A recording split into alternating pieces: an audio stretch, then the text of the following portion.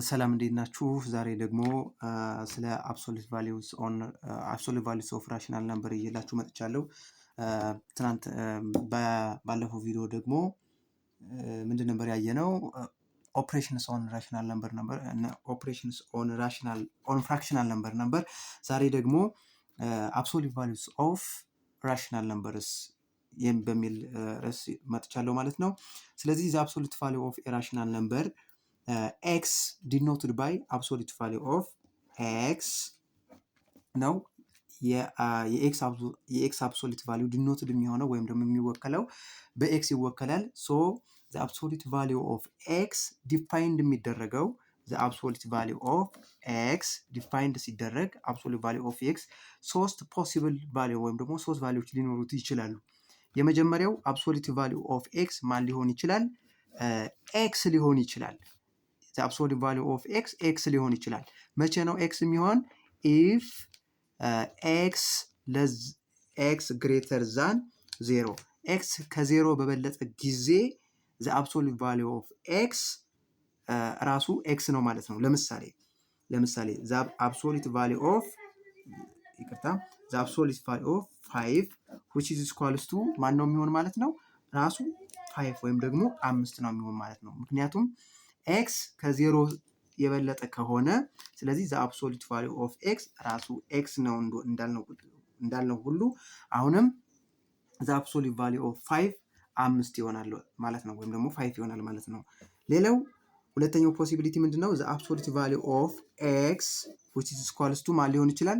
ዜሮ ሊሆን ይችላል። መቼ ነው ዜሮ የሚሆን? ኢፍ ኤክስ እኩል ይሆናል ዜሮ፣ ኤክስ ዜሮ በሆነ ጊዜ። ለምሳሌ ዘ አብሶሉት ቫሊዩ ኦፍ ዜሮ ስንት ነው? ዜሮ ነው ማለት ነው። ሶስተኛው ዘ አብሶሉት ቫሊዩ ኦፍ ኤክስ which is equals to ማን ሊሆን ይችላል? ኔጌቲቭ ኤክስ ሊሆን ይችላል። ኔጌቲቭ ኤክስ የሚሆን መቼ ነው? ኢፍ ኤክስ ለዛን ዜሮ፣ ኤክስ ከዜሮ ባነሰ ጊዜ። ለምሳሌ አብሶሉት ቫሊዩ ኦፍ ኔጌቲቭ 5 ቅድም 5 ነበር ያል፣ አሁን ደግሞ ዘ አብሶሉት ቫሊዩ ኦፍ ኔጌቲቭ 5 which is equals to ኔጌቲቭ ኤክስ ነው ያለ አይደለ? ስለዚህ ኔጌቲቭ ኤክስ ማለት ኔጌቲቭ ሲባዛ በኔጌቲቭ 5። ስለዚህ ኔጌቲቭ ሲባዛ በኔጌቲቭ ምን ይሆናል? ፖዘቲቭ ይሆናል። ስለዚህ ዘ አብሶሉት ቫሊዩ ኦፍ ኔጌቲቭ 5 which is equals to 5። አሁን ከዚህ ምን መረዳት እንችላለን ማለት ነው? ዘ አብሶሉት ቫሊዩ ኦፍ ኤኒ ነምበር ኢዝ ነን ኔጌቲቭ ነምበር። ስለዚህ የማንኛውም ቁጥር አብሶሉት ቫሊዩ ነን ኔጌቲቭ ነው የሚሆን ማለት ዜሮ ወይም ደግሞ ሌሎች ፖዘቲቭ ቁጥሮች ናቸው መሆን የሚችሉ ማለት ነው። ስለዚህ አንድ ቁጥር ከአብሶሉት ቫሊዩ ሲወጣ ዜሮ ወይም ደግሞ ሌሎች ፖዘቲቭ ቁጥሮች ነው እንጂ የሚሆን ኔጌቲቭ ቁጥር መሆን አይችልም ማለት ነው። እሺ፣ በዚህ መሰረት ለምሳሌ የተወሰኑ ምሳሌዎችን እንስራ። ዘ አብሶሉት ቫሊዩ ኦፍ 38 ብንባል፣ ስለዚህ ምንድነው አሁን እዚህ ላይ በቀጥታ 38 ይሆናል።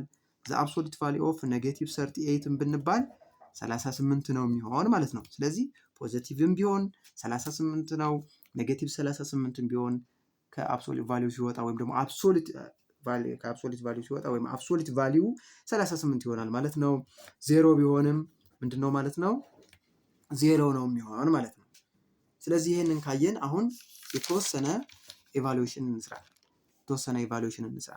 ዘ አብሶሉት ቫሊዩ ኦፍ 20 ሲደመር ዘ አብሶሉት ቫሊዩ ኦፍ ኔጌቲቭ 20 which is equals to ዳሽ ብንባል፣ አሁን ይሄን እንዴት ነው ኢቫሉዌት ማድረግ የምንችል ማለት ነው? ስለዚህ ማውጣት ነው። ከአብሶሉት ቫሊዩ መጀመሪያ ማውጣት ነው። 20 ከአብሶሉት ቫሊዩ ሲወጣ ስንት ነው? 20 ነው። ሲደመር ኔጌቲቭ 20 ከአብሶሉት ቫሊዩ ሲወጣ ስንት ነው? 20 ነው። ስለዚህ መጨረሻ ላይ 20 ሲደመር 20 ስንት ነው ማለት ነው? 40 ነው ማለት ነው። ስለዚህ አብሶሉት ቫሊዩ ሲደመር አብሶሉት ቫሊዩ ኦፍ 20 ሲደመር አብሶሉት ቫሊዩ ኦፍ ኔጌቲቭ 20 ስንት ይሆናል ማለት ነው? 40 ይሆናል ማለት ነው። ሌላ ደግሞ ዘ አብሶሉት ቫሊዩ ኦፍ 0 ሲደመር አብሶሉት ቫሊዩ ኦፍ ኔጌቲቭ 92 ብንባል አሁን ስንት ሊሆን እንደሚችል እስኪ እንስራ። 0 ከአብሶሉት ቫሊዩ ሲወጣ ስንት ነው? 0 ነው። ሲደመር ኔጌቲቭ 92 ከአብሶሉት ቫሊዩ ሲወጣ ስንት ነው? 92 ነው። ስለዚህ 0 ሲደመር 92 ይሆናል ማለት ነው። ስለዚህ ይሄ 92 ብለን እንመልሳለን ማለት ነው። እሺ አሁን በዚህ ልክ አብሶሉት ቫሊዩን ኢቫሉዌት ማድረግ ከቻል ቀጥታ የምንሄደው ኢኩዌሽንስ ኢንቮልቪንግ አብሶሉት ቫሊዩ ነው። ሶልቪንግ ኢኩዌሽንስ ኢንቮልቪንግ አብሶሉት ቫሊዩ አብሶሉት ቫሊዩ በአብሶሉት ቫሊዩ የተሰጠን ኢኩዌሽን ሶልቭ ማድረግ ኢኳሊቲ ወይም ደግሞ እኩልታን ሶልቭ ማድረግ።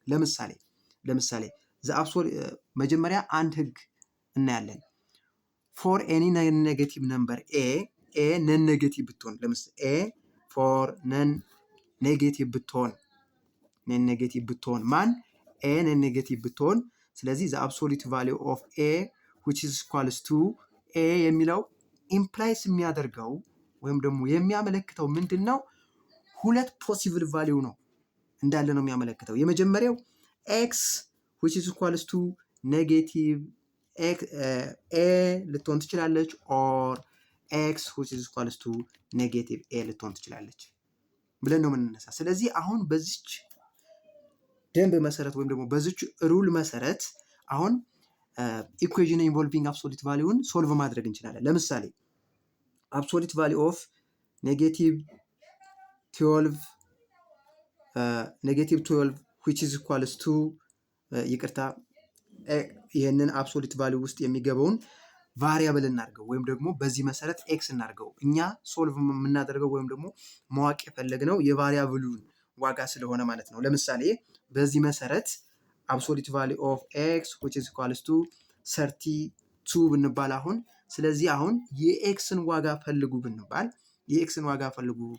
find the value of x ብንባል በዚህኛው ሩል መሰረት ምንድነው ሊሆን የሚችለው ማለት ነው?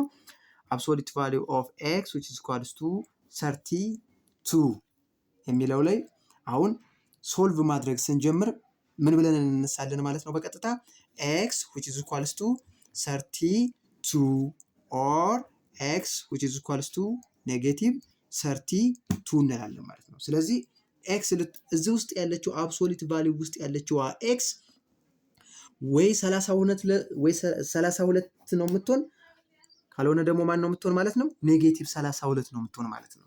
ኔጌቲቭ 32 ነው የምትሆን ብለን እንናገራለን። ሌላ ምሳሌ ይሄ ኤግዛምፕል 1 እንበለውና ኤግዛምፕል ሌላኛ ምሳሌ ነው። the absolute value of x minus 6 which is equals to 9 ብንባል አሁን የኤክስን ዋጋ ፈልጉ ብንባል የኤክስን ዋጋ እንዴት አድርገን ነው የምንፈልግ? ሁለት አይነት ፖሲብል ቫሊዩ ነው ሊኖረው የሚችለው ብለናል። የመጀመሪያው ሶልቭ ማድረግ ስንጀምር ይሄንን ምን ብለን ነው የምንነሳ ማለት ነው? መጀመሪያ x minus 6 which is equals to 9 or x minus 6 which is equals to ኔጌቲቭ 9። ስለዚህ x minus 6 9 ወይም ደግሞ x minus 6 ኔጌቲቭ 9 ሊሆን ይችላል ማለት ብለን ነው የምንነሳ። ከዛም በኋላ ቀላል ነው። የመጀመሪያውን ስንፈታ x which is equals to እዚህ ላይ 9 እቺ ኔጌቲቭ 6ን ከእኩል ይሆናል ምልክት ወደዛ ስንወስዳት ኔጌቲቭ 6 የነበረችው ፖዚቲቭ 6 ትሆናለች። ኦር እንልና x which is equals to ኦኬ ኔጌቲቭ 9